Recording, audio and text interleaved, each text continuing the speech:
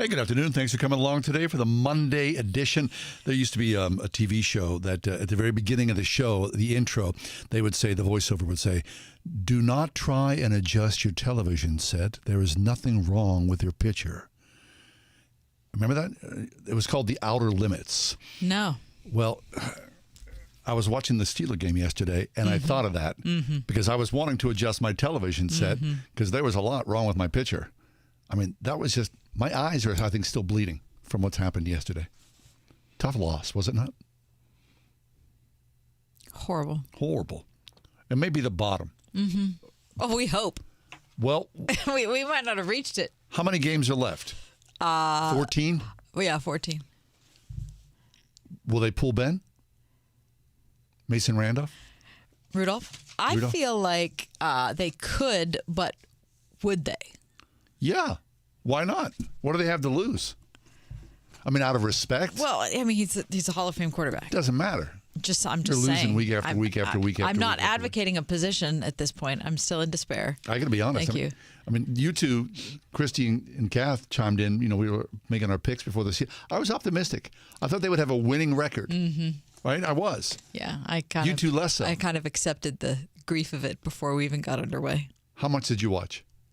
Oh, nothing, because... Oh, that's right. Yeah, you have to allow me to discuss this in my top 4 at 4, John, because Okay. it is one of the items. All right. So pipe down right now. All right, let's go. Well, there's a segue for you. Let's get underway as we always do. Kath discusses the top news stories of the Just day. saying. Kath, would you please give us the top 4 at 4? Well, sure. For Monday, September 27th, 2021. Here we go, Steelers. Number 1. After 16 years of Angela Merkel as their chancellor, Oh, Germans scattered their votes across the political spectrum yesterday in the election to replace her. That points to a messier political era in Germany and weaker German leadership in Europe.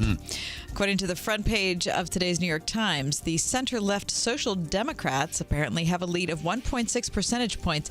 This outcome is so close that no one could yet say who the next chancellor would be, nor what the next government would look like. you mean we still have a chance?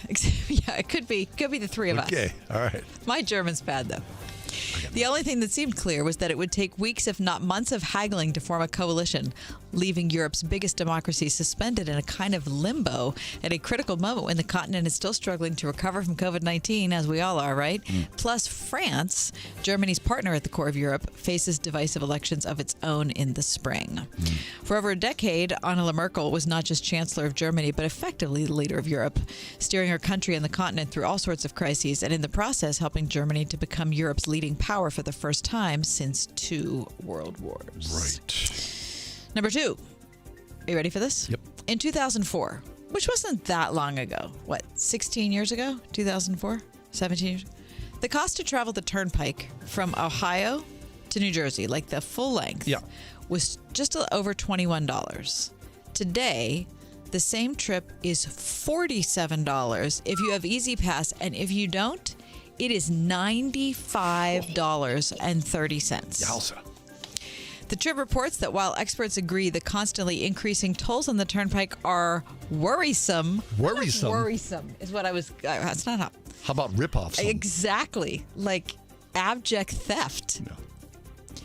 They're equally troubled by the amount of debt the Turnpike Commission has incurred over the past decade. Now, listen to this. I did not know this. Most of it stems from a $450 million yearly payment to the Department of Transportation, which started in 2007 under something called Act 44. Act 44 was designed to help fund statewide transportation projects without raising taxes. That was the idea. The cornerstone of the plan, converting Interstate 80 into a toll road, along with creation of a lease agreement between the Turnpike Commission and PennDOT. But the plan hit a snag when the Federal Highway Administration said, no, you're not doing that with I-80. I see. Okay? As a result, and you know that has to be because of all the trucks on I-80. Sure. Right? Anyway, as a result, a default clause written into Act 44 took effect and required the Turnpike Commission to pay PennDOT $450 million a year. To date, they have paid $7.9 billion, and along the way have accumulated $14 billion in debt. Holy moly. Can you believe that? The amount is equivalent to Pennsylvania's total statewide debt. Well, what about the Easy Pass debacle? Just that. Have you read about that? What's the Easy Pass to If you buy? don't have an Easy Pass and you go through the, And it's $95? if you go through Yeah. you've got a 50% chance of being billed. Oh, but the other 50 you're not going to be billed because they can't get their act together? Right. So, if you don't have an Easy Pass, then you're more willing, to get a free ride. So all that money, all that free money just is sitting going there. away. Okay, let me also tell you, don't you worry, because you can expect an increase every year until 2050. All right. We'll ride a bike. Number 3. Facebook will pause the development of its Instagram for Kids project. Adam Mosseri, head of Instagram, said in an interview on the Today Show this morning. The social media app owned by Facebook has been developing a version for kids that would be ad-free and allow parents to monitor their kids' activity, but the company's plan faced criticism this year from lawmakers concerned the app could be harmful to young people's mental health. No kidding. The new platform was to be designed for children younger than 13. Instagram bars kids that young, but of course they acknowledge that many join anyway. The Wall Street Journal reported, this is while you were away, John, that internal research conducted by Facebook found that Instagram is harmful for a sizable percentage of young users, most notably teenage girls, and all along, Facebook has known that. Mm-hmm. And number 4, the Steelers had a catastrophically terrible loss yesterday, okay? Mm-hmm. Cincinnati outplayed the black and gold in, I don't know, pretty much every phase of the game. Category. Don't you think? It pains me to say it. Every category. But, I mean, they were just so bad. The Steelers had won 14 out of 16 against the Bengals and hadn't fallen to Cincinnati at home since 2015. But all 5, John, the music's over. It's so terrible. Yeah. There's nothing that can quell The angst. awful nature of this. All 5 starting offensive linemen, Moore, Dotson, Green, Trey Turner, and Chooks, drew at least one of Pittsburgh's 10 penalties. Mm-hmm. Okay? Ben took 4 sacks, including 2 where it seemed like the protection was fine, but he held on to the ball too long, whatever. And don't forget the injuries, because Chooks has a concussion, Juju's got ribs, Kendrick Nee has a knee.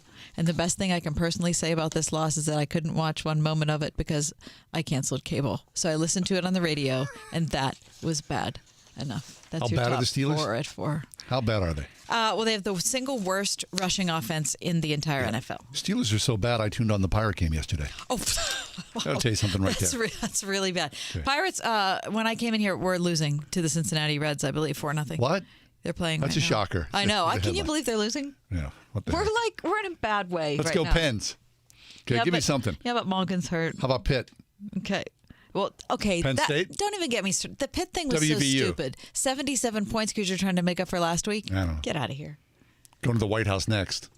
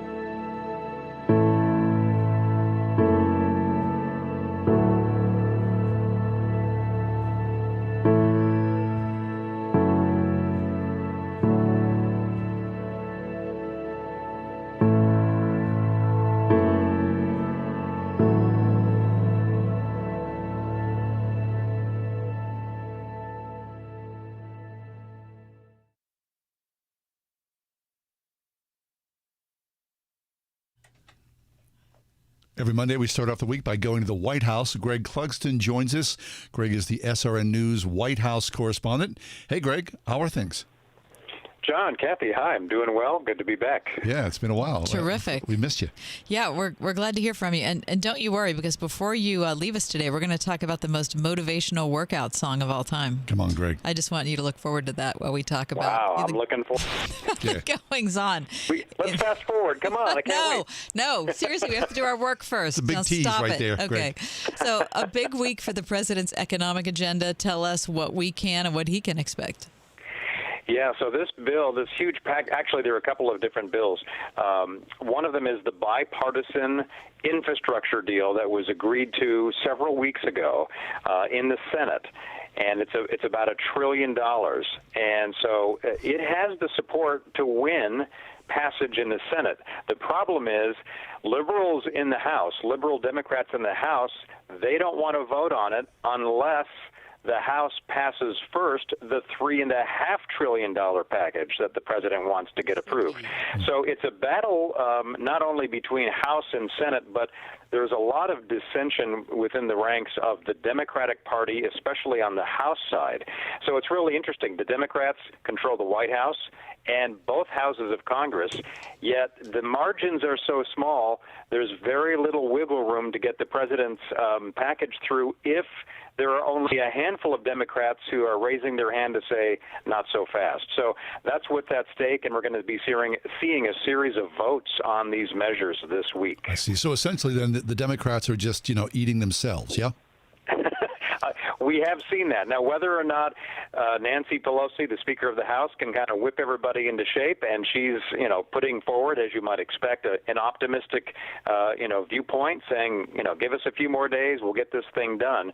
But it's a heavy lift because there are some sharp differences over policy and principle and the price tag between centrists in the party and liberal Democrats. And so everybody has been kind of digging in on this side. And then, of course, you've got Republicans who are saying absolutely no way on $3.5 trillion of spending on top of the infrastructure bill. So we'll have to wait and see. So there's a lot riding on this in terms of what the president's agenda is going forward. Right. Forgive me, but we may see the theatrics of AOC crying on the House floor, which is entertainment unto itself, Greg. We have seen it before. It could return. We'll have to see. Without a doubt, right. All right, so fast forward to the government shutdown, perhaps. This happens like the Swallows returning to Capistrano. It absolutely does. We've talked about it for years here on the ride home with you guys, and it does seem to happen on a regular cycle, and that's what we're seeing again. So the government's fiscal year ends at the end of September, which is this Thursday. So technically, without having a new budget passed by Congress, the government will run out of money to keep operations open. And so that's the shutdown threat that we're facing right now. And of course, it's coming in the midst of everything that I just discussed in terms of all of these legislative economic packages and proposals that the White House wants to get passed. And there have been various plans by some lawmakers to get the government get a temporary spending bill for the government on top of everything else that's going on.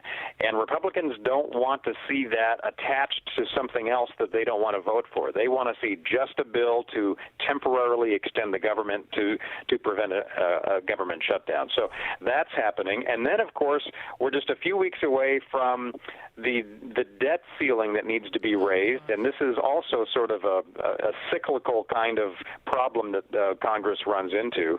And if that does not get approved, then the federal government risks default on its national debt. And so we've got everything kind of coming together here for a potential pileup. So this week in particular, but in the coming weeks, everything is really kind of on the line here for members of Congress.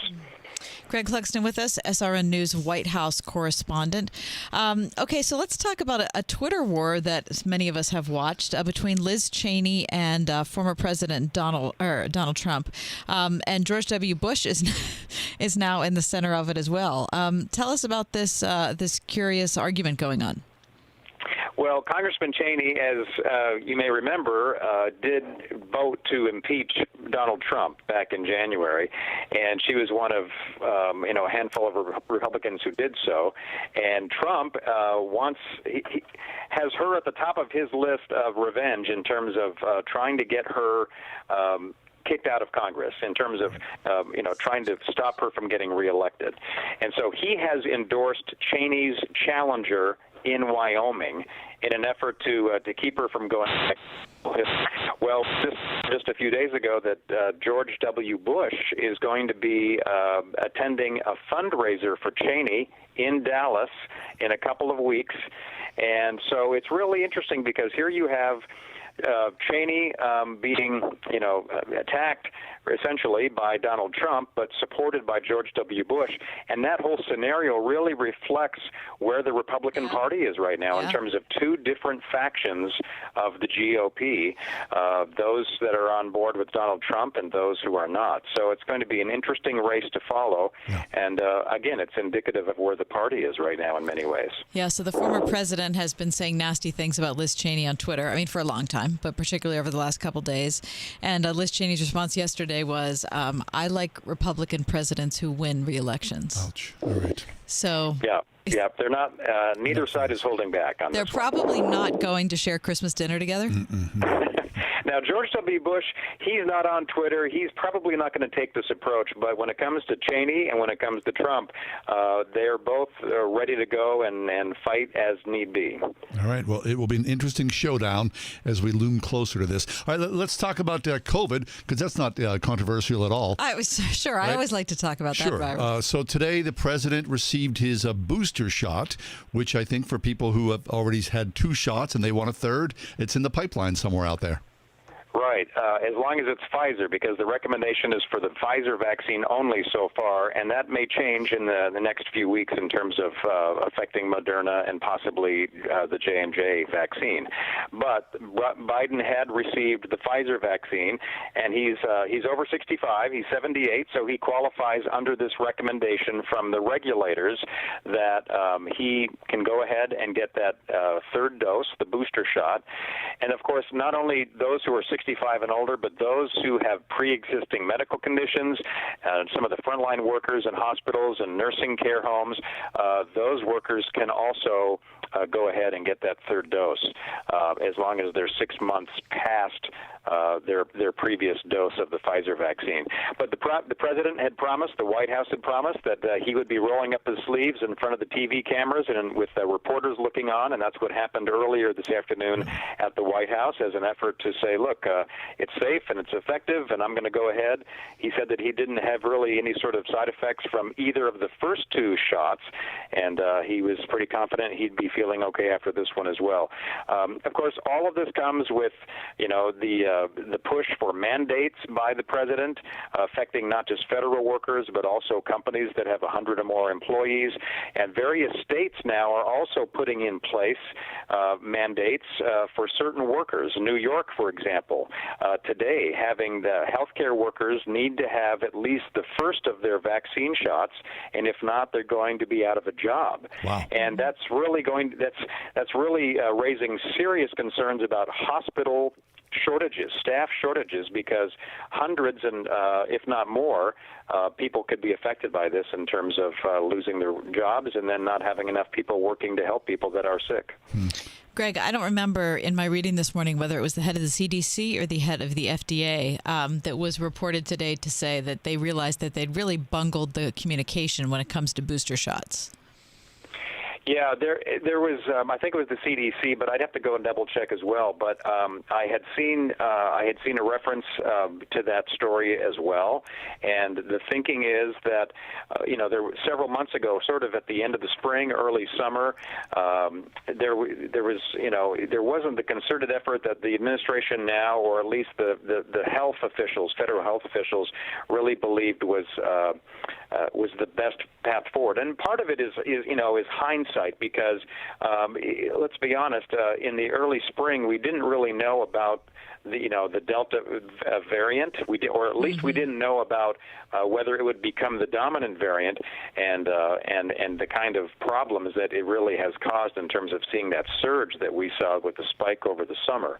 So yeah, there are going to be lessons learned, because pandemics obviously don't come around that often, or at least one of this scale, and so there are going to be some missteps along the way. So I think it's healthy when you do have people in leadership position, whether they're elected officials or designated health officials, to admit and acknowledge when things didn't go as planned. I'm into that.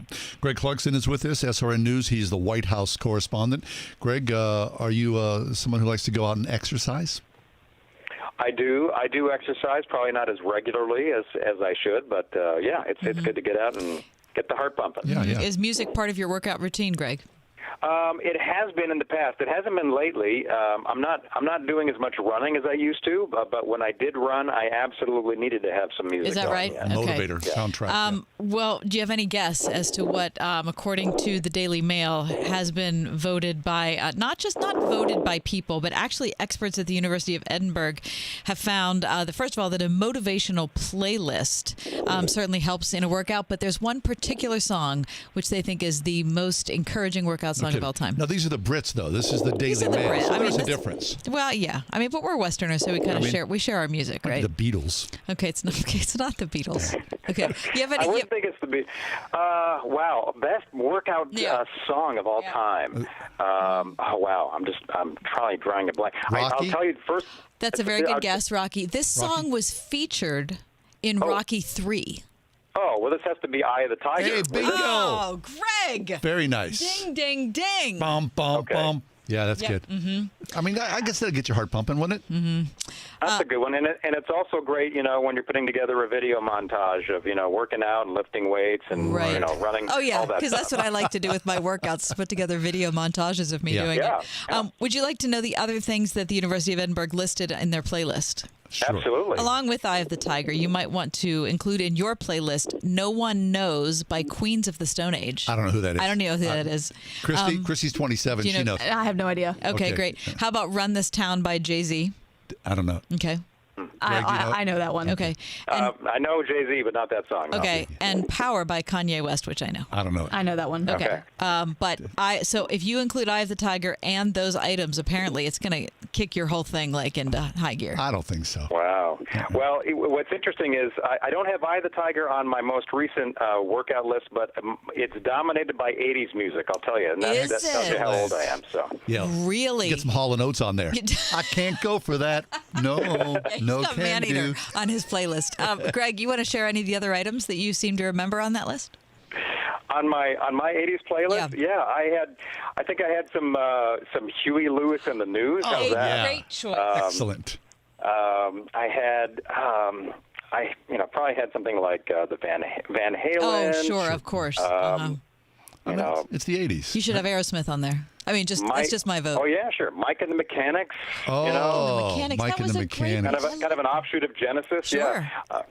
I'm kind of surprised though on the Daily Mail list there was no Chris Tomlin. I would have thought. Yeah, you would he think so because they seem to have a good relationship, the Brits and Chris. But Yeah. but sadly, he didn't make that. Maybe some top early 10. Stephen Curtis Chapman. Maybe. Thank you, Greg. You're welcome. Have a great week. You as well. Greg Clarkson, SRN News White House correspondent. I wish we could play some Huey Lewis right now. I love Huey. Oh, yeah. The heart of rock and roll. It's still beating. Yeah. From It's what I've seen, Cleveland. I believe it. All right. Back in a few minutes. What are we talking about? Oh, I don't know. a We're colleague of going ours. to talk about that.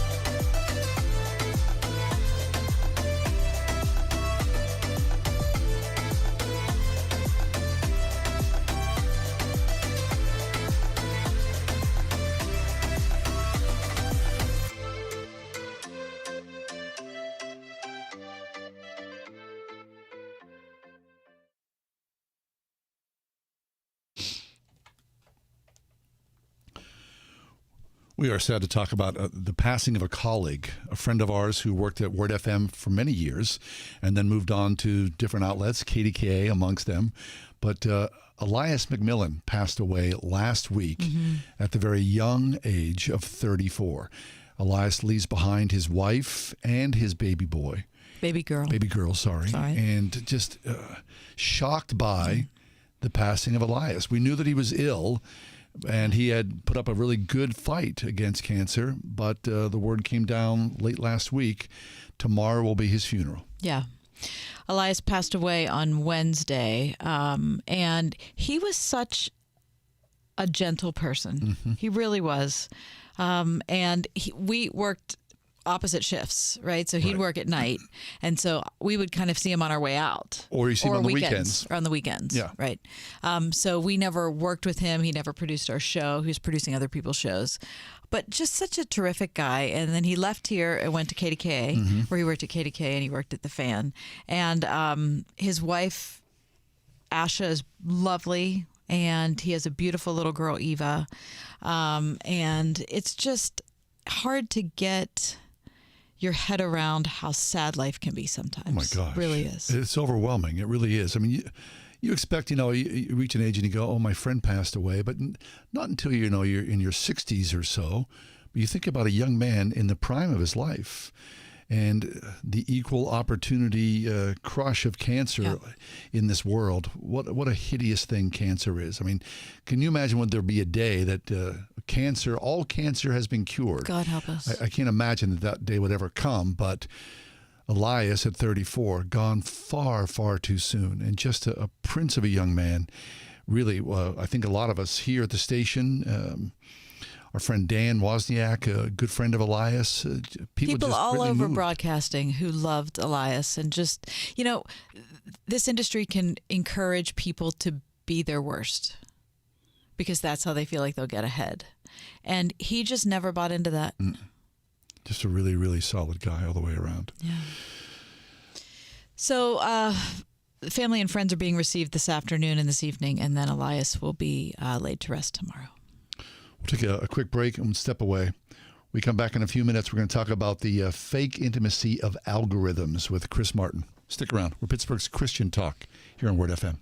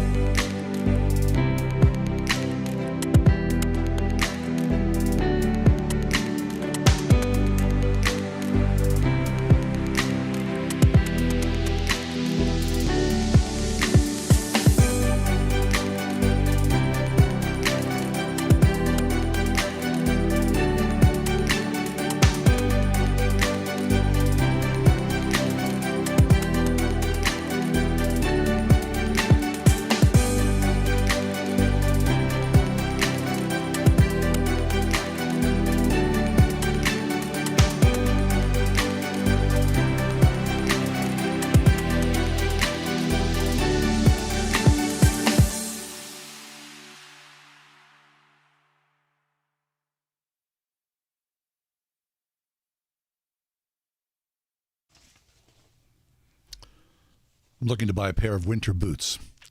Oh, wait. Is this a segment of John Hall Fashion Rules? Well, I'm just saying, this is something that I do. You know, Christy, you need to find that music because it's really great. I'm looking to buy Because every a time pair. John talks about something like this, we should highlight his interest in the fashion world. But, you know, winter's Look at what coming. he's wearing today. I mean, it's clear proof of it. Listen, winter's coming, is it not? It is. So I think, okay, I'd like to have a pair of winter boots. So I go on Google and I'm men's winter boots. All of a sudden, every web page that I'm on is showing me, not that I'm asking for it, men's winter boots. Yeah. Every shape, every size, every color, every manufacturer. Is that an algorithm? Yes. Is that what that's all about? Well, at least you're looking for boots. If you were shopping for underwear, that's the worst. Well, I'm not going to do that. Because then it's everywhere, and then your boss comes in, and you're like, really? I was. Right. Well, Chris Martin is with us. Chris is a content managing marketing editor at Moody Publishers, a social media marketing and communications consultant. He writes regularly in his Substack newsletter, we'll talk about that later on, called Terms of Service. But he wrote a piece that we saw at the Gospel Coalition, which I loved, called The Insidious Fake Intimacy of Algorithms. Chris, welcome to the show. Hey, thanks for having me, guys. Good to be back. Yeah. Okay, Chris. So it does seem like our social media algorithms know us better than what? Our spouse, our kids, hope our not. parents. Yeah, no, it seems like that's the truth. Yeah. Yeah, it's true. And frankly, that means they're working exactly as intended. The social internet's really like a bustling marketplace of opinions and entertainment, like shops in a shopping mall of old, I suppose. Various apps like Facebook or Instagram, TikTok, whatever you prefer, are all these different outlets where you can be engaging with content. And the algorithms, the math really at the core of them is meant to make you want to stay and know you better than you know yourself. But it feels like a stalker, Chris. I mean, like you write about it, it feels creepy, doesn't it? It does. It feels creepy for a few reasons. First, because it is, and frankly, we shouldn't become okay with it. It's not something we should just be like, well, that's just how it is these days. It's just something we got to live with because we don't have to.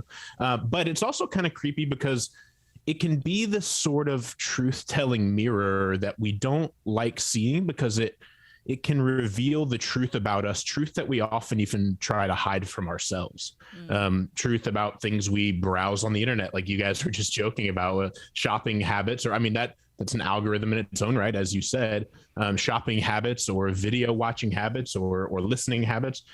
All of these platforms are meant to kind of intermingle and work together to modify our behavior, which sounds like this sort of Orwellian, creepy thing.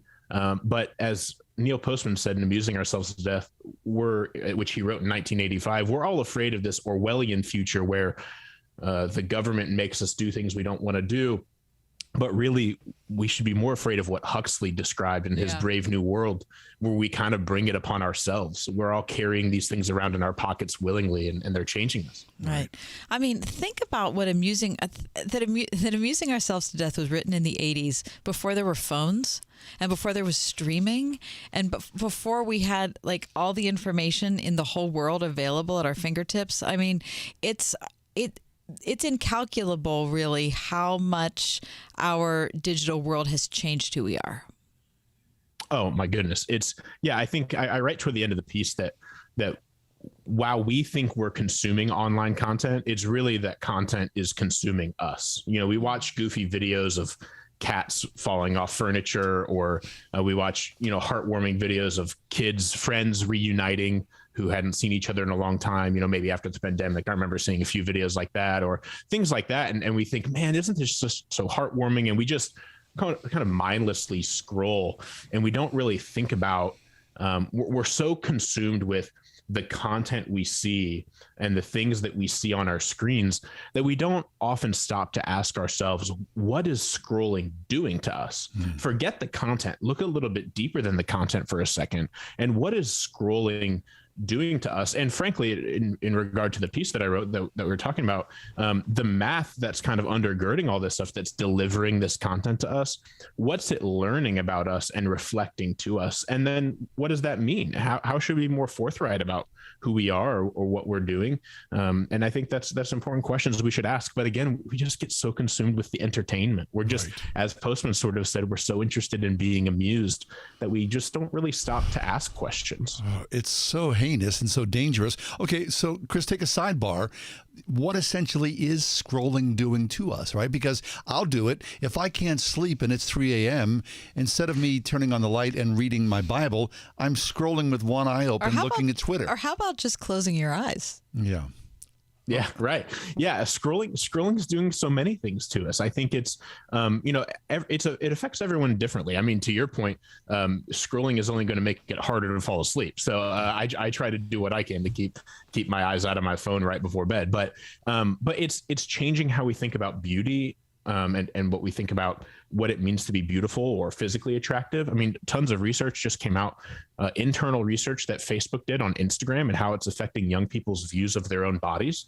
That's data that they kind of kept from the public until the Wall Street Journal just dug it out. So it's affecting how we think of beauty and body image. It's affecting what we think about success. I mean, it's all the best way to describe it is what Derek Thompson wrote in his book Hit Makers, and its effect on teenagers specifically, but I really think it affects all of us. If you remember when you were in high school or middle school, you would go through the high school hallways, and the high school hallways were sort of the social runways of the high school experience. They were when you're performing for other people. That's when you're socializing. And what he said teenagers today, but when you would go home, when you or I even would go home, we would kind of get a break from that. We get to be among our friends or our parents, people we trust, and we wouldn't feel like we had to perform necessarily until we had a social event. Kids these days are always in the hallway. And it's not just kids, frankly. A lot of us are just revisiting the high school hallways that we maybe left behind a decade or two ago. And we always maybe feel like we're performing and we're finding our worth from the engagement we get from the content we post, the number of likes we get or the number of views we get or things like that. It's really easy to start finding your worth in those things. So that's just a few ways that scrolling affects us that either we recognize and tend to ignore, or we just don't even recognize to begin with. Mm-hmm. Boy, that idea of being in a perpetual performance, I had not thought of it that way, but that's exhausting. Like just talking about it, I feel worn out. Mm-hmm. Yeah.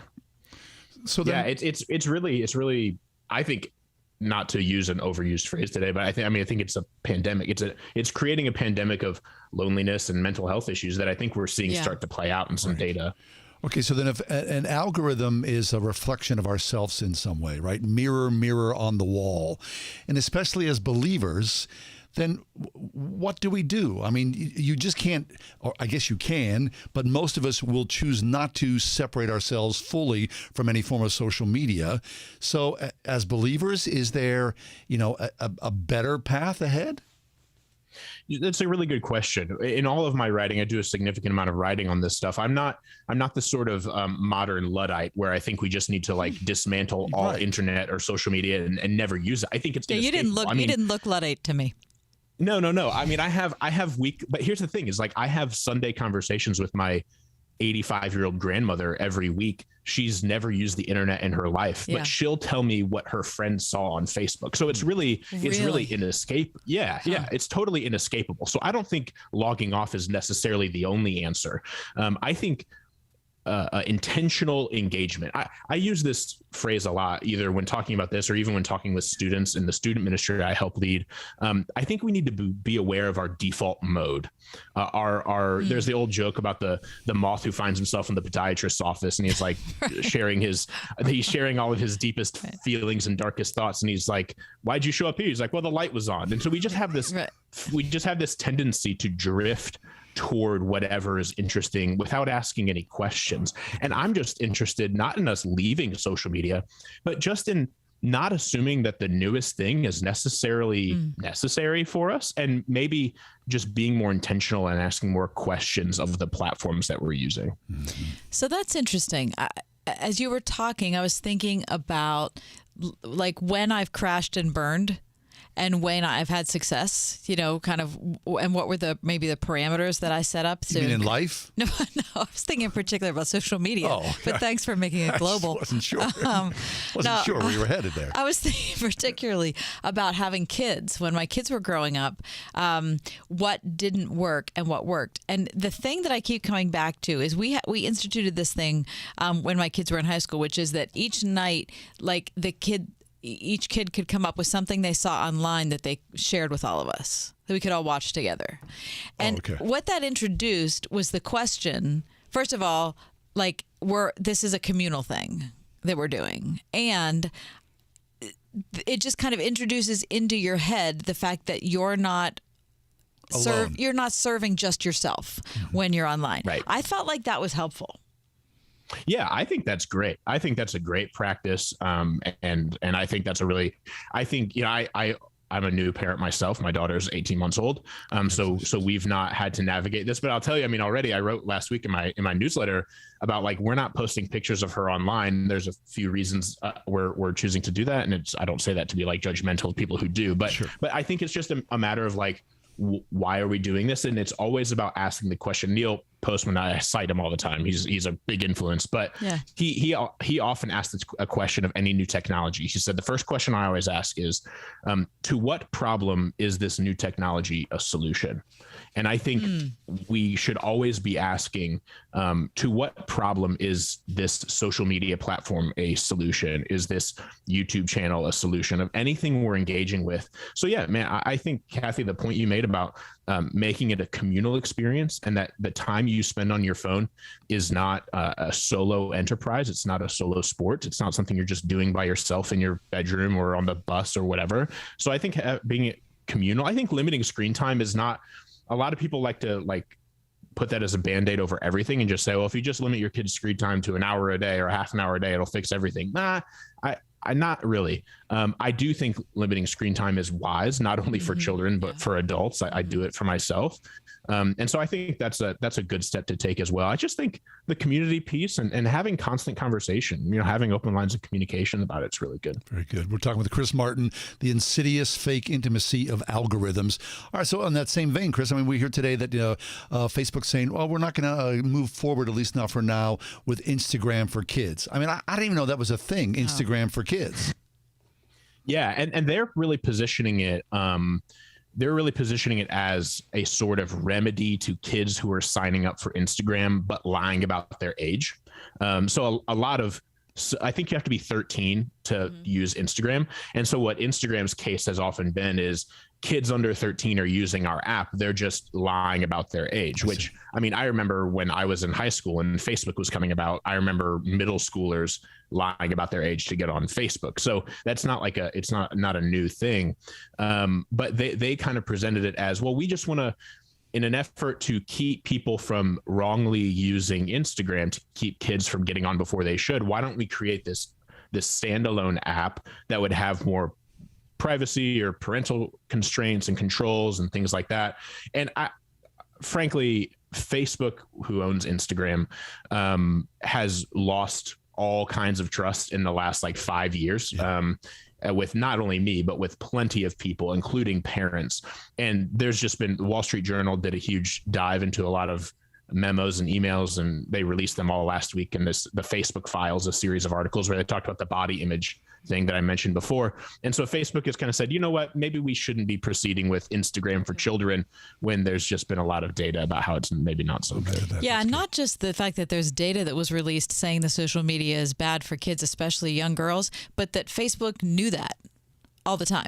That's the Wall Street Journal, investigative piece, was that it's not that that's something we all knew, but Facebook knew it long before the rest of us knew it. Yeah. That's always been the hard part about that. Yeah, is they know things that they don't necessarily let on about, and that really fractures trust beyond just the problem that was actually at hand. That's interesting. Chris Martin, the insidious fake intimacy of algorithms. Hey, Chris, before you leave us, talk to us about your Substack newsletter. Yeah, I have a newsletter at Substack. It's called Terms of Service. You can find it at termsofservice.social. And I send kind of a column every Tuesday. So I have one going out tomorrow morning about 6:30. And then every Thursday, I just send a little roundup of 3 or 4 articles that I've read throughout the week on subjects just like this. So last week I included like the Wall Street Journal stuff. And so, yeah, on Tuesdays is my original piece that I write. And on Thursdays is kind of a, hey, here's what I've been reading if you're maybe interested in it too. So that's what goes on over there. Excellent. Great. Always interesting, Chris. Yeah. Thanks for being Thanks with a us. lot, Chris. Yeah. Thanks Good to again, guys. see You you. have a great day. You as well. It's our pleasure. Hey, we already talked about the workout songs. Yeah, we did. but We're there's- going to talk about something else. I don't know what yet, but I'm going to come up with it over this break. We've got this covered. We Do really we? do. Okay. Got I'm it. looking forward to it. Bye, Chris.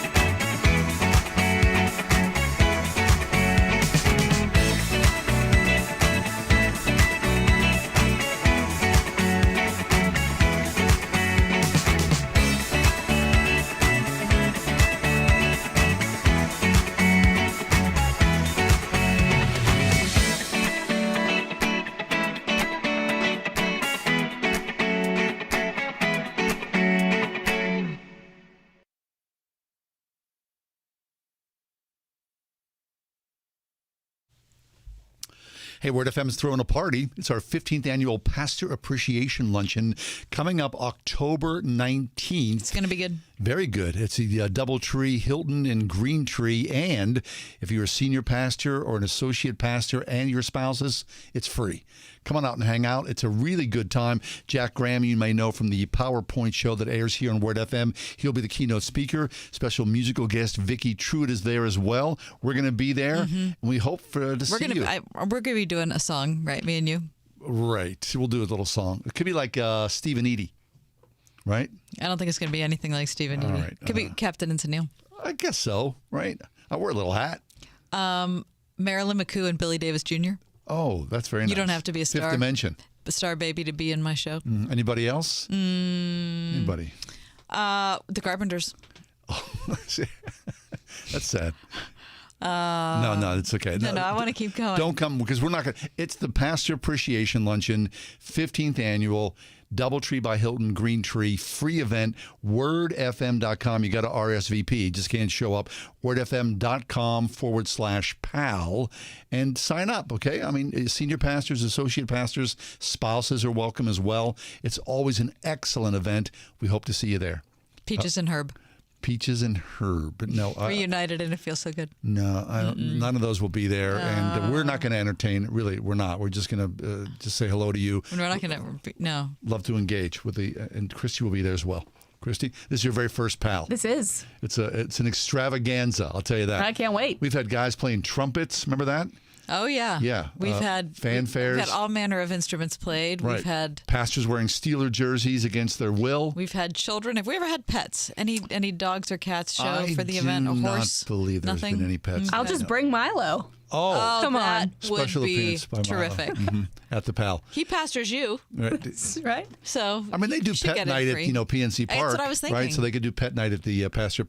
I don't think so. I'm disappointed that I can't think of more male-female duos. WordFM.com, October 19th, DoubleTree by Hilton, Green Tree. Louis Armstrong and Ella Fitzgerald. Oh, that'd be very fabulous. Neither one of them are available. Pastor Appreciation Lunch. Come and hang out. It'd be a great meal, a great speaker, and Nance- always really good fellowship. Nancy Wilson and Cannonball Adderley. Very, very nice as well. All right, we'll take a quick break, regroup for the 5 o'clock hour.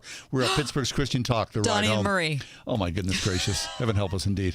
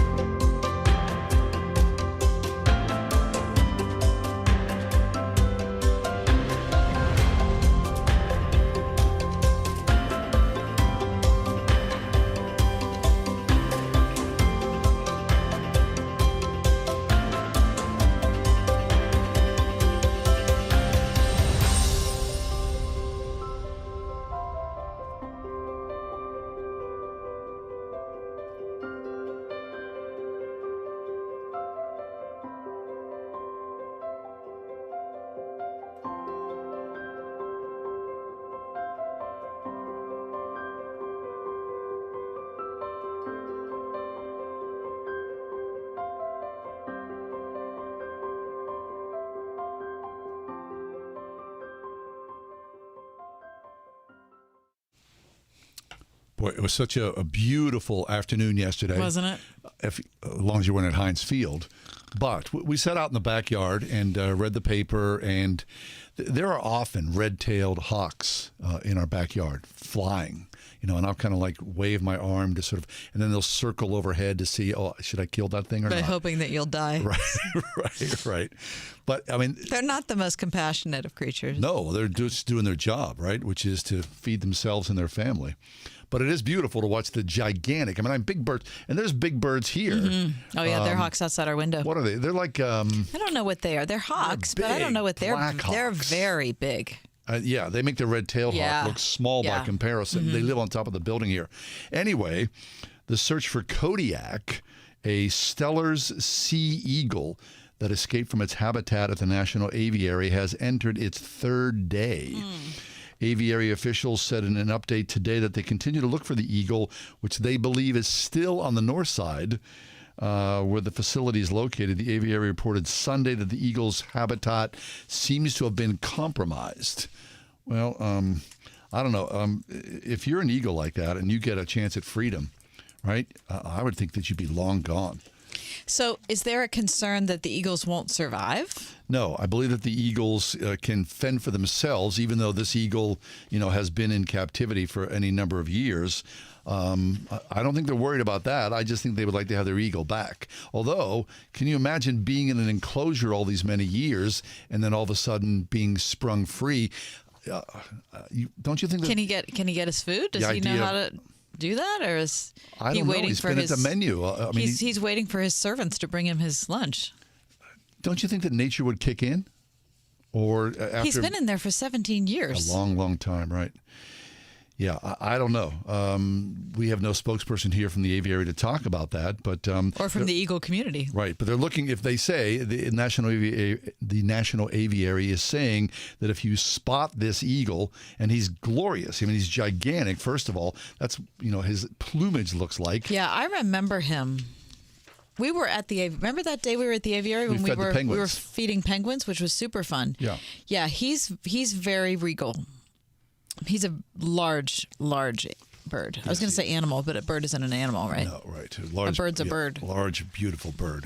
Anyway, the National Aviary is saying if you do see this in your neighborhood, of course, would you please call the aviary? There's a hotline that the aviary has set up. 412-323-7235. Did you get that? Yeah, sure. Just in case. I'll make All a right. call. Anyway, birds. I'm watching birds yesterday. The National Aviary eagle Kodiak has gone missing, but an article in today's Wall Street Journal about the birds thriving during COVID. Birds have kicked it. I mean, they feel like all their dreams have come true since Because, COVID started. I mean, a lot less traffic, Yep. a lot less people, and so birds have gone in and filled the void. Exactly. Populations of dozens of bird species rose significantly around city centers, major roads, and airports, apparently in response to the lull in human activity. A research team led by scientists at the University of Manitoba in Winnipeg found some species were as much as 14 times more numerous during the lockdowns than before the pandemic. Holy heck. I mean, that's so cool. They're living their best life. Yeah, they really are. Yeah. In that same article, I was shocked to read this. About 600 million birds die in the United States each year in collisions with buildings, especially glass-covered or illuminated skyscrapers, according to a 2019 study published in Frontiers in Ecology and Environment. Oh, that's 600 million birds a It's year. a really just terrible number. Yeah. Do you ever come across a dead bird? Yes. I never look. Don't you? No. I mean, like walking it, down the like, street? It like is so sad to me. But you have to see, they're so beautiful. They're incredible. I can't. The plumage, the feet, the You're right. I everything about probably it. It's so should, but gorgeous. it's Really, it just- is. But it's surprising. I mean, 600 million birds. You think that's a lot. That's a lot of birds. I rarely see a dead bird. That's like 2 birds for every person in America. I didn't think about it like that. It is. Chicken in every pot. Something like that. Here's another thing about the Wall Street Journal article that I thought was interesting. this is Nicola Coper, a conservation scientist. Love her. She said, don't you love Nicole? She said, I'm shocked at the fact that we saw so many changes in bird behavior. All birds are way more sensitive to human disturbance and activity than any of us had realized. Once we reduced traffic, we got almost immediate movement of birds into these landscapes. There were 4.3 million observations by thousands of birders in the U.S. and Canada that were part of the study. So this is like a lot of information about birds. Now, interestingly, pigeons appeared unaffected by the lockdown. The scientists said, "Yep, pigeons are doing what I was going to say. Scientists are doing what they always did. Maybe they are too. Right. Pigeons doing what they always have done. But American robins quickly moved into crowded urban areas and along roads they had previously shunned. And the number of ruby-throated hummingbirds seen near airports tripled. Populations of bald eagles also increased more in counties with strict lockdowns than those with looser restrictions. And red-tailed hawks rose in city centers. Interesting. Okay, just a little sidebar here about pigeons. Remember Bill Burns? Sure, and Patty. Right. So, Patty and Daddy. So Bill Burns was a newsman here in this city of Pittsburgh KDK. for a long time, right? For decades.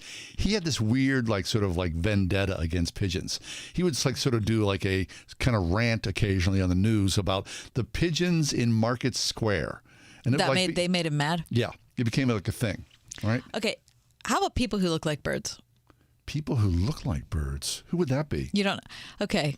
See, I shouldn't have brought it up, but here we go. Okay, so you know the guys. I can't think of their names. Christy, you're gonna have to tell me. The guys that do the NHL, like if the Pens are on an NBC affiliate, like NBC Sports or whatever it is, the two guys.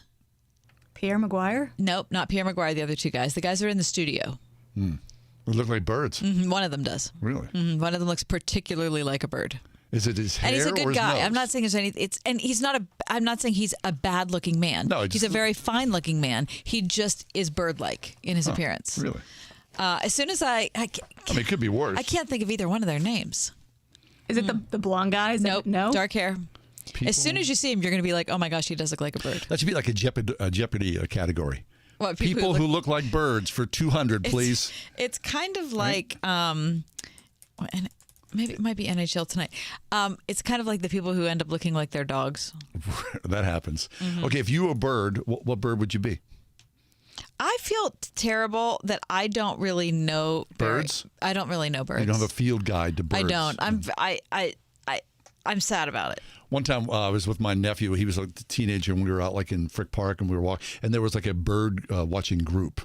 Okay. And so we kind of tailed along. Tailed along? Yeah. No pun No pun intended. And we were asked to leave after a short while because we were being a little too rowdy for the group. But it's fascinating because I know that John Stott, famous Christian theologian from loved birds. Right, UK, loved birds. Wrote a book about birds. Yeah. And I always felt like John Stott had the quiet demeanor and attentiveness to be able to appreciate the intricacies of the world, the bird watching, the bird world. I mean, because you have a nice pair of binoculars, right, and a field guide, and then you jump online, you can register where you are, the birds that you're seeing. It's a whole community, which is fascinating. Anyway, back to the eagle. The eagle probably. What do you think? What are the odds that the eagle will come back? Do you think he'll come back? He's been gone for 3 days. Kodiak, gone for 3 days. My question is, they're saying he might still be on the north side. Is that a long time for an eagle? Or is that like in bird behavior? Is that a thing? I say, yes, he's coming back. Right? That's what I say. I say he's long gone. Okay. Right? That's what I'm doing. Are you doing that? Fly like an eagle. I'm still looking up the guy who looks like a bird. The guy who looks like a bird. Oh, Anyway, maybe that'll be the next segment. Shall we take a break? Yes, I think we should. When we do come back, Ryan Burge is with us. 1 in 10 non-church members still show up every Sunday. Straight ahead on the ride home.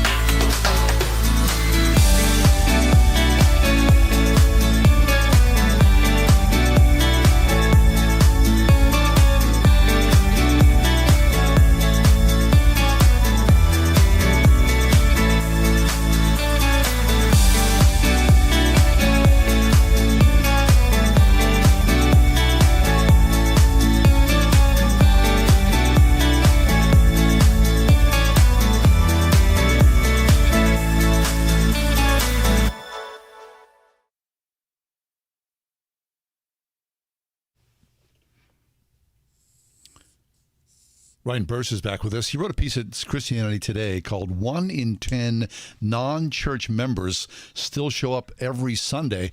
Ryan, that's a weird finding. It is a weird finding, but it all comes from this Gallup report that came out over the summer that said that church membership dropped below 50% in the first time in American history.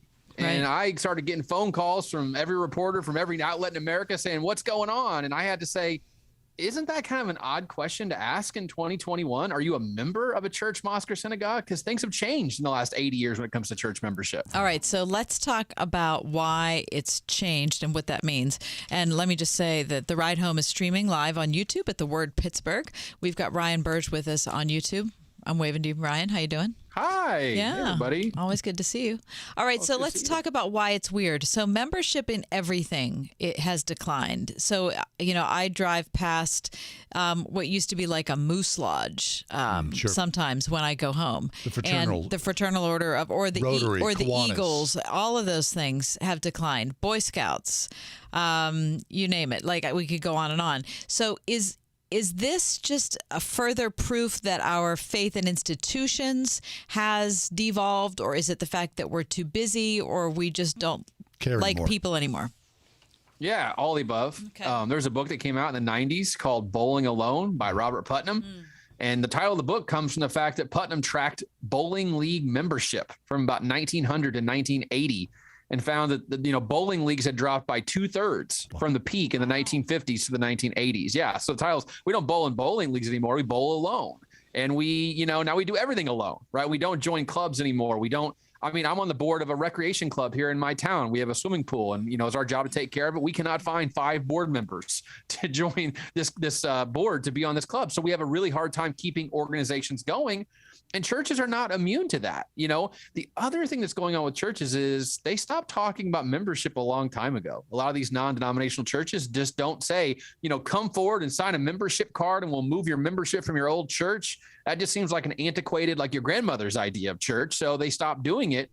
So people can go to church and not be members now in ways they couldn't 20, 30, 40 years ago. Right. But as a church member, though, you have a vested interest in the church itself, right? Yeah, I would imagine, I don't know if this is true or not, that as a church member, you would give more. You would be more likely to show up for social functions. Your children would be more engaged. Is that true, you think?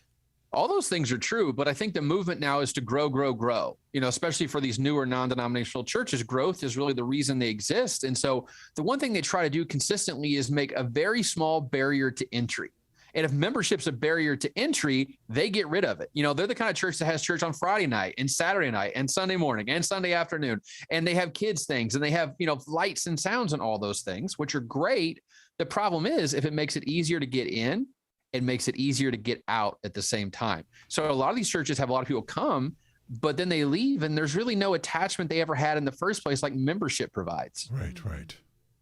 So how does COVID fit into this, right? Or does it fit? It has to, because COVID fits into everything because it ruins everything. So this has exacerbated people's reticence to show up or to show up regularly? Yeah, I think the data it's really early with the data. I mean, we're still in COVID time in a lot of ways. I think there's some churches that still haven't met at all in person in the last 18 months. Wow. So we still haven't really seen, all this borne out. The other thing that makes it difficult data-wise is if your church is older, you might have people who got really sick over the last 18 months, can't come to church now that would, but just are older now and can't make it. The initial data says that attendance and church membership is kind of on the same trajectory it was before COVID.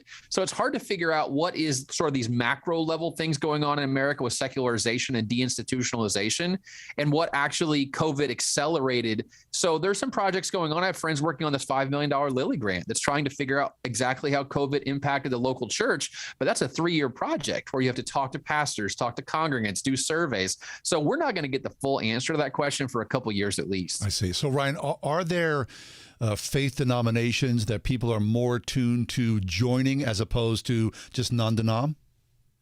No. If you look at the data, there's not a single tradition in America, denominational tradition in America today that's larger than it was 10 years ago. Is that right? Wow. Absolutely correct. Wow. Yeah. And actually in my new book, I talk about that. Like it's called 20 Myths About Religion and Politics in America. And one myth is that non-denominational churches are rare.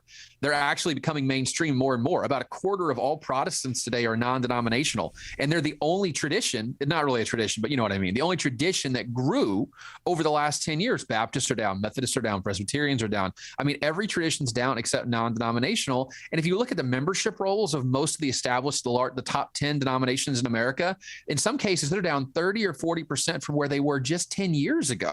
I mean, the SBC went from 16.2 million to 14.1 million in about 15 years. I mean, they lost 2 million people in 15 years, and they're the largest denomination in America. Wow. So no one is unscathed from what's happened over the last 10 or 15 years. I see.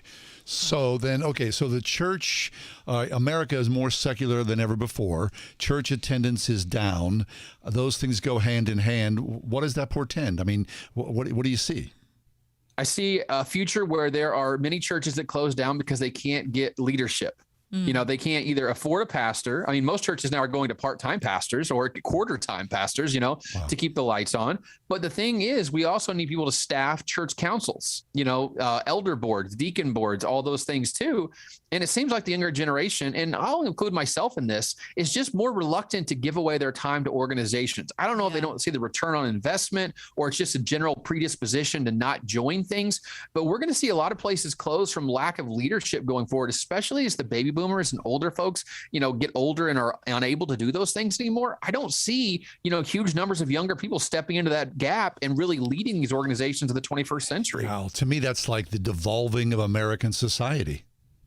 It is. And it's a tragic. The thing is, I think people don't realize there's such a good return on investment for being social. I mean, if you look at all the social science literature, you see the more social you are, the higher income you have, the higher education you have, the more happiness you have, the more life satisfaction you have. I mean, in every possible way, we're designed to be social creatures. But yet over the last 5 or 10 years, we've sort of gone against the grain of who we are and become less social. I would even argue that we think that social media is real socialization, and nothing in the literature says that's true. In many ways, it's actually the opposite of socialization. It drives us apart more than it drives us together. It drives up dissatisfaction, depression, loneliness, sense of isolation. So I think we're trying to replace the real thing with something that's even worse than nothing. It's actually making us worse overall. Yeah. So it's anti-social media, actually. Yeah. Yes, basically. Dr. Ryan Burge is with us, assistant professor of political science at Eastern Illinois University. His research appears on the site Religion in Public. He tweets at Ryan Burge, so you can find him there. Fascinating. Ryan, what about a way to work with that? I mean, I know that, you know, that's probably not your specialty because you're like the number cruncher, but I guess just I'm looking for your personal opinion. I'm thinking about my own church when you're talking, and I'm really grateful because I see how intentional our church leadership has been to recruit younger people to serve on those sorts of boards, like people who are 25 years old. You know, we need you. So it's not just a bunch of people who are 65 who are doing it. But what about any indications or experiences you've had that make you think, okay, well, this might be something that would help, you know, kind of take the edge off of this type of decline? Yeah. So the one thing I've been talking to a lot of pastors and churches over the last 6 months after the books come out, and they say, well, what do we do to stop the rise of the nuns? And I would say the one thing my social science background taught me was that pastors are too much focused on the horizontal, which is between you and God, and not enough focused on the vertical, which is you and other people. The church serves both purposes. It's just we sort of forgot the horizontal purpose at some point, right? Hanging out is a good thing. It's good for your people spiritually, emotionally, relationally, in every possible way. It's good to have friends. It's good to have people in the church that you rely on. And maybe the church needs to be, you know, it seems like the church I grew up in, which was an evangelical Southern Baptist, everything had to be about evangelization, and everything had to be about getting people up front, and everything had to be about growing the church. And it wasn't enough just about, let's just hang out. Let's create space for families to come together and just have a safe place to talk, and kids can play and do all those things. I think that churches need to be more mindful of creating these lower barriers to entry to begin with, especially. I'm a big believer in that people come to church for the wrong reasons and they stay for the right reasons. So churches need to give them, you know, like free food's a great reason to come to church. Doesn't going to get you to heaven, but it's going to get you in the door. So bounce houses, carnivals, you know, just get-togethers, make the church a hospitable place, a social hub for the community. And I think when you start doing that, what you're going to see is more and more of those people make their way from the fellowship hall or the gym down to the sanctuary on Sunday morning and become core members of the church. But when it comes to joining things, I think we need to make it easier. This is not a 5-hour, 10-hour a week commitment. This is a 1 hour a month commitment. Start there and spread the wealth a little bit. Don't have 5 people do everything. Have 20 or 25 people do a little bit. That way they feel invested and attached, but not overwhelmed at the same time. I think that's how you keep those people in leadership, is by not burning them out, by making them do all these things all at once. Fabulous. Okay, so Ryan, I love what you're saying here, tracking along here. Is there a way to get the word out, right? Whether it's the church itself or society as a whole, the two go hand in hand. I think it's going to take some macro level stuff. I mean, I hope to be one of those people that kind of leads the charge in my generation and says, hey, you know what? We are not social and it is not good. I always feel better when like on Saturday, I went to a parade with a bunch of friends and their families, and we had lunch at a Mexican restaurant, spent 4 or 5 hours being social. Yeah. I felt good for 2 or 3 days after that. I'm still riding the high of that social experience. And I think the more that we get out of our shell and the more we get back into society, the more good we see and the more, positive personal impact that we see. And I think churches can be part of that. But I think society as a whole, religious or not, we've got to become more social, because a lot of the ills that's facing America with polarization and all the conspiracy theories and the hate that goes back and forth is largely because we don't talk to each other anymore. So finding ways for us to build bridges from one side to the other side is what we should all be focusing on going forward. So That's good. fabulous. That Excellent. is really good. Hey, wait, before you leave us, talk about, you've got a book out now and you got a new book coming out soon, right? Yeah. So The Nuns came out in March. The Nuns, where they came from, who they are, where they're going, 160 pages. NONES, 42 graphs, 61 pages about the religiously unaffiliated in America. And the new book comes out in March of 2022 called 20 Myths About Religion and Politics in America. 20 little chapters, about 2,000 words each, 67 graphs, 58,000 words. You can read any chapter in any order you want and learn something about American religion and politics. Okay. So wait. So I need to just delve a little bit into this. Okay. So give me a little give me a little teaser. So if this was a film and I was watching the trailer, what would I see?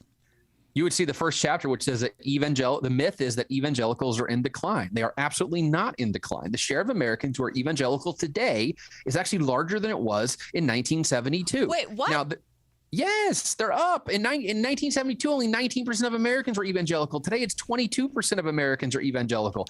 Evangelicalism is doing just fine, thank you very much. All the people who are prophets of doom about evangelicalism are completely wrong if you look at the data. But wait, is that just a label? Is it just a word? No, that's actually people who are attached to an evangelical tradition, not self-identification. So other things like, there's political stuff in there. For instance, that white evangelicals did not favor Donald Trump in the primary. That's false. They favored him from the very beginning. At every attendance level, except more than once a week, they favor Donald Trump by large margins. He was the favorite from the very beginning. Things like Black Protestants are liberals. Black Protestants are not liberals. They're Democrats. They're actually moderate. 60% of Black Protestants identify as moderate. Only 20% identify as liberal. So there's all these things that we think we throw out there that you see on social media, and it's just flat out wrong if you look at the data with any depth. And if we would look at the data in any depth, what would that change?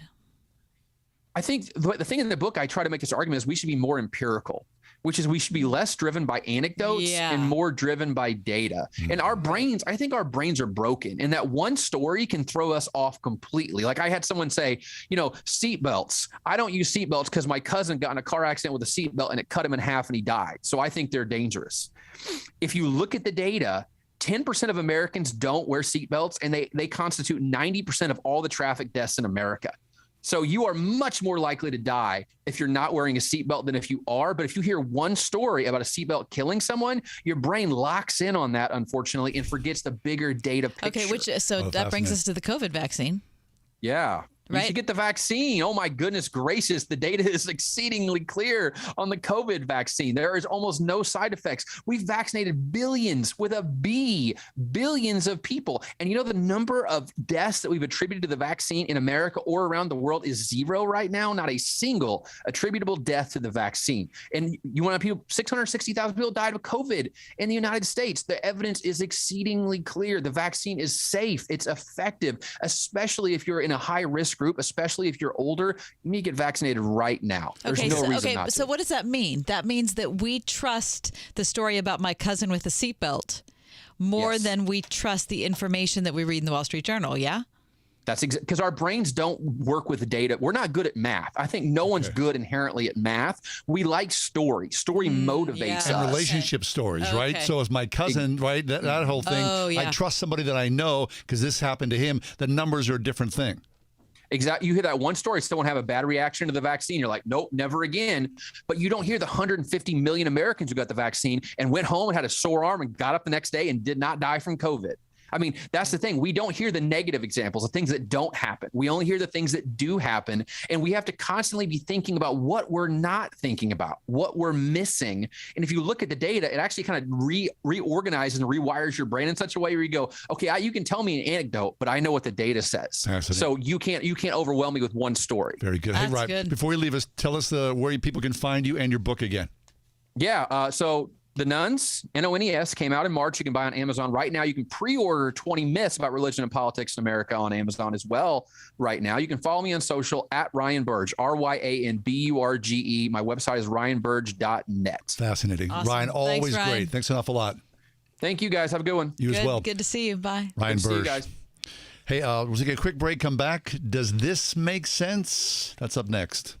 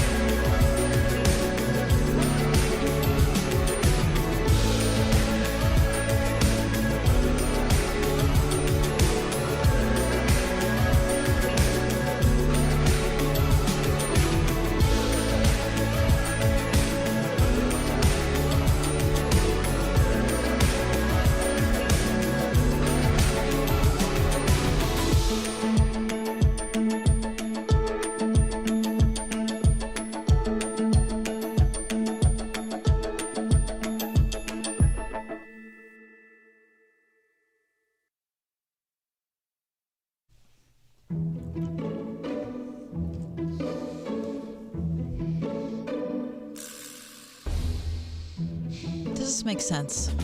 Does what make sense? A cordless rechargeable vacuum. Yes. Not a hand vac. Like an actual vacuum.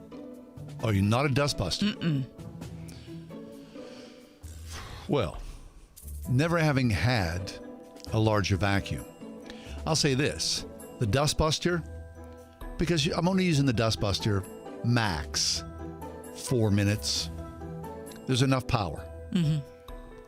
A big vacuum cleaner, I'm not sure, because it goes back to, like, you see guys out, using a cordless or a non-gas powered lawnmower. I'm not sure I would buy into that. Mm-hmm. So is there enough power for a vacuum cleaner? It doesn't make a lot of sense right now, I would say. Does it make sense to you? Well, that's what I'm trying to figure out, John. You're going to buy one? Well, someone suggested I buy one. And I thought to myself, I don't think that makes sense. Well, they're running cars on batteries. That's the next thing I told myself. Maybe it does make sense. Why would you want, just because you're tired of the cord? Exactly. It's a minor thing. My husband just got a cordless hedge trimmer. It's changed his life. It's changed his life. He's like a different person on Saturdays. So happy now. So at this point, I'm going to say it's a brand new category. It might make sense. All right. It might make sense. That's a big maybe. All right. Does this make sense? Frozen pizza. Oh. All right. Now here's the deal. Mm-hmm. It's pizza night. Everybody likes a nice, big or two hot, fresh pizza from your favorite pizzeria, right? Yes. Everybody's in. But then there's those off moments. Those off moments. You know what I'm saying. I've had an off moment. You might, here and there. there might be two of you at home instead of the crowd. Or it just might be yourself and you go, I could go for pizza, but I don't want to spend $20. And I gotta, name your favorite frozen pizza brand, if there is such a thing. And you think, I'll pop that in the oven, and 15 minutes later, I got a pizza. Now, it's not really like a great pizza. It's not even a good one. I mean, some of them are not bad. No, they are. So, does a frozen pizza make sense to you? Nope. It makes sense to me. Nope. I'll tell you what right now. What? I would rather have one pizza a month and have it be made at a place than have 4 different pizzas from the frozen aisle. I get that, but in Same a amount pinch, of money. Same amount of money. It's 1 a.m. Nope. Give me a frozen pizza. Nope. I like a frozen pizza. Just wait till tomorrow and order yourself a real pizza. Frozen pizzas make sense. Nope. Absolutely not. You should never do a frozen pizza. Cordless vacuum cleaner? I don't know. Maybe. That's a new category.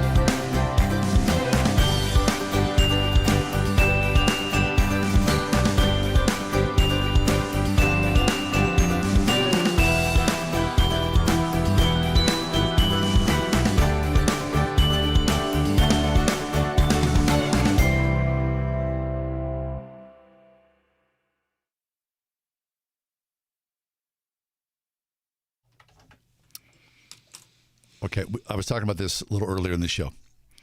I'm sitting outside yesterday in the backyard, reading the Sunday paper, which I still love to do. I'll say that. Whenever it arrives. When, Because yeah, sometimes it doesn't. many times it doesn't. However, I hear this. Gah! I know exactly what that is. I look up in the sky, and there's often at least one, sometimes two, red-tailed hawks. And they fly overhead, and depending upon where the sun is, they illuminate. There's silver in the sky. Their carriage is silver with that slight red on their tail. The red, it's incredible. I never, ever, ever get tired of it. It is absolutely incredibly awe-inspiring. It's beautiful. Now, what about you? We saw a thing today about how awe makes you feel better. Yeah. Now, awe can be little tiny things or massive things. Right. AWE is what we're talking about. Do you think about awe I in your do. life? I do. It is an essential part of my life. The ability to I feel seek it awe. out. I seek it out. I seek it out.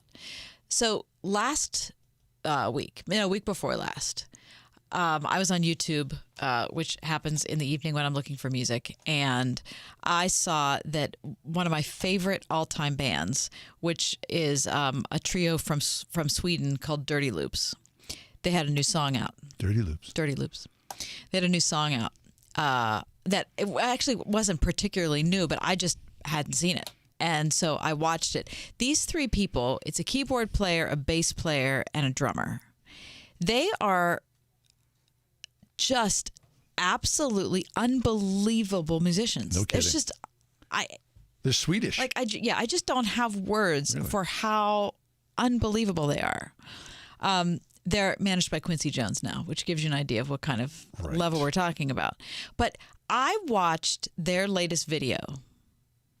I bet I watched it 20 times in over a 2-day period. You were awe-inspired. It was so inspiring that first of all, that people could be that accomplished on an instrument, but that they could find other people that were that accomplished And on create their together. instruments and do it together. It was just, that's what keeps me light, because life can be so heavy. It can be so hard.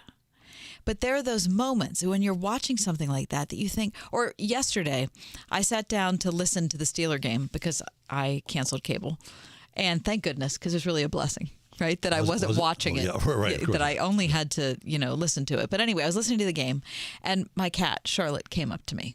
Charlotte is a very quirky animal, but is I think she could be the single softest creature that God has ever made. Really? Okay. So it was Sunday afternoon. I'm under a blanket. She came up. She cuddled with me and moved around like every for 3.5 hours. She would not leave me. Wow. And the whole time I was like, this is so amazing that a human being and an animal can hang out like this. Connect like that. It's really wonderful. Right. I don't want to take it for granted. I couldn't take a nap because I was so moved by it. I thought this is really, I don't want to take it for granted or treat it cheaply. That it's just an amazing thing. Okay, so that's good. So, I mean, that's pretty basic, right? A lot of people would say, wait a second, a cat made you kind of go, filled with awe. Now I'm seeing birds in the sky, filled with awe. Now, we saw this piece in the Wall Street Journal, awe makes you feel better. Here's a surprising way to find it.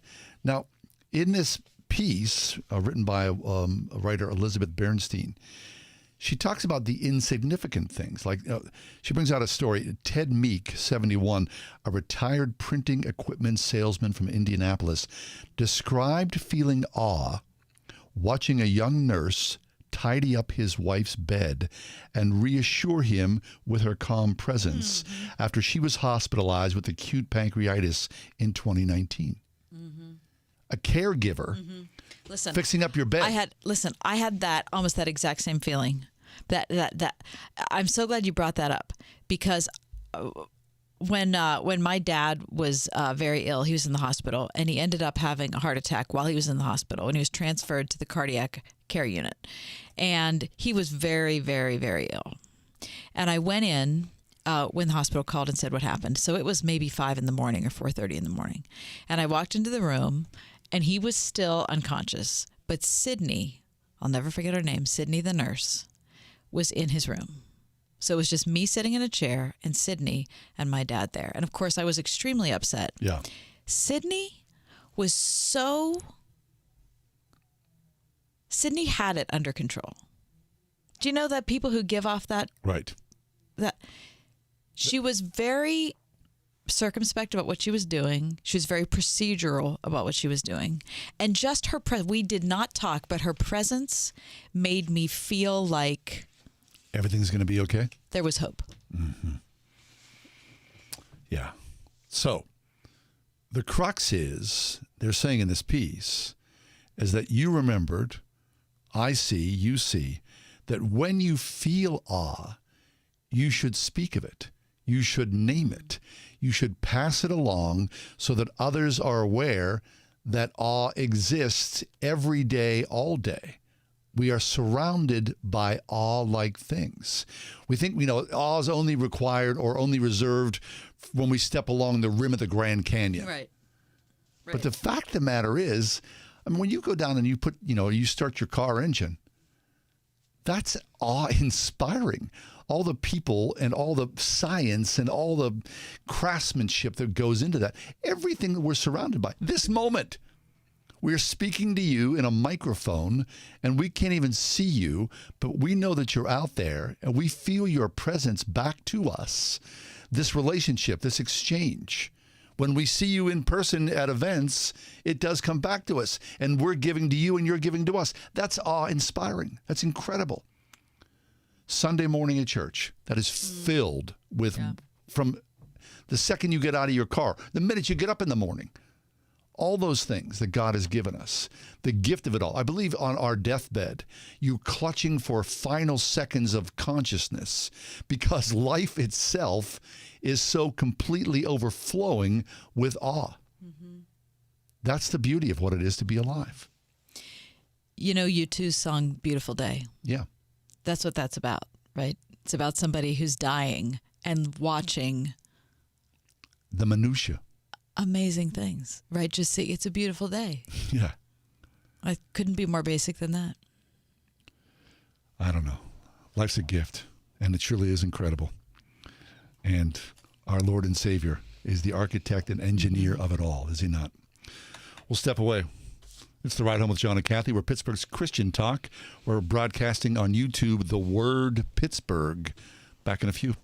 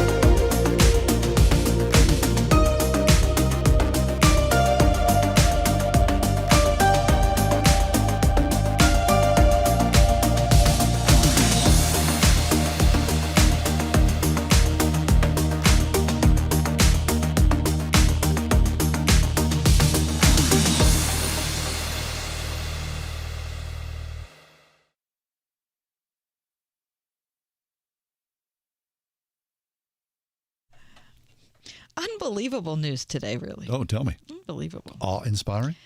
Well, I think it might be a little bit of a stretch. I just thought I'd ask. Fisher-Price, the toy company, has launched 3 new Little People collections. Now, you know the Little People things? Yeah. You know, they're like... Little anyway. like Weebles. Yeah, exactly. So they are the Rolling Stones, which I think is great. What? Yeah. Fisher-Price now and Mick Jagger are partnering. together. But my favorite thing, and the thing that shocked me most and should make us all just sit up a little straighter in our chair, is the Golden Girls. What? Yep, it's true. The Golden Girls and The Fisher-Price. Golden Girls new Little People collection. What? Yes, Dorothy, Rose, Blanche, and Sophia were designed, quote, I'm reading from the Trib here, with each character's vibrant and distinctive look. From Dorothy's bold-looking sets while expressing her sarcastic face, Rose's colorful sweaters, Blanche's dazzling jumpsuits and sparkly outfits, What? and even Sophia's patterned dresses, cardigans, and signature wicker purse. The Little People Collector line is an ode to their timeless glitz and glam. All right. Producer Christy, chime in, please. Are you excited? Do you have a pre-order in? I did not know about this. That's why you listen to the ride home. That's exactly why I listen to the ride home. Mm-hmm. I have the Office version, Oh, do you? so I will now have to get the Golden Girls version as well. Better jump on listen, there. Yeah. it's going to be great. You will. My favorite part of it is their hair. I mean, they've done a really great job with Really? the hair. Really? I also want you to know that if the Golden Girls aren't inspiring enough, and they should be, right, to all of us. I'm not Well, so that's what sure Christy about said. that. Okay. I'm not. Well, I'm not really sold in yet. You got to watch more than one episode. I watched 2. Oh, look out. Okay. He watched another one. He was like, I don't know. There is an inspiring women collection, which includes. Are you ready for these people, John? Would you like to see these as little? What are they called? Little people? Amelia Earhart, Oh. Rosa Parks, Sally Ride, and Maya Angelou. They come as a set. Really? 4 female role models, trailblazing women from American history. Now, is that greater on a scale than the Golden Girls? Well, yes, because the Golden Girls are like, fictional TV show. Thank you. I mean, right? good. I Of just wanted to course. make sure we were on the These same are page women who there. will like change the world. Amelia in some ways. Earhart, Rosa Parks, Sally Ride, and Maya Angelou. I mean, Yeah. they are pretty impressive people. Yeah. What about, are you looking right now at how they look? I'm looking at the Golden Girls. They're pretty cute, Fisher-Price. aren't they? You don't think they are? I think they're pretty accurate. Are I they? think they're Have you pretty. se- Are you there looking? Yeah, I'm looking at it on Amazon. I mean, I guess. I don't know. I have no comment. Okay, what about the Rolling Stones? Have you seen that one? I have not seen the Rolling Stones. Okay, well, look up the Rolling Stones and tell me what you think. To be honest with you, I don't think any of them. They don't. First of all, I'm not a Stones fan, so Oh, maybe aren't this you? doesn't. No, No, really? It's not that I dislike them. I'm just not a fan. So, I mean, I get you see mixed lips. That's kind of funny. Yeah, I guess. But these are really not for little kids, Well, clearly the little kids right? are going to buy They're the not- Golden they're gonna Girls thing or the no, Stones. they're not going to know who they are. No, and if somebody buys the Sally Ride, Amelia Earhart set with Maya Angelou and Rosa Parks, the reason that they're buying them is because a parent thinks it's an important. educational opportunity Yeah. for the little kid. Yeah, right. But the Stones. I mean, if Christy has children at some point, she's going to want to educate them about the Golden Girls for sure. yeah. Listen, I never opened the Office box one. We're not opening the Golden Girls one. Like these, so this is just sits on a shelf as That's some right. type of relic. Yeah. Oh, really? Future relic. Okay. Yeah, they don't look like the Stones. They just look like little people. But you With have big hair. but mixed lips are pretty funny though, don't you think? Yeah, they are funny. Yeah. Yeah, but I would not have known that was Mick unless they had those little sort No, of painted I wouldn't lips. have either. Anyway, $20? $20. I mean, it's too steep for me when it comes to either one of those units. Maybe whenever you have grandchildren. No, I'm not buying right? them the Stones. You might. Don't never say never. Certainly you'll buy them the Golden Girls. You'll be sitting there many happy hours. I mean, I love Christy, but I don't think I will. All right. Maybe you'll read stories about Amelia Earhart and Rosa Parks. I don't know. Well, I mean, I guess that'd be better.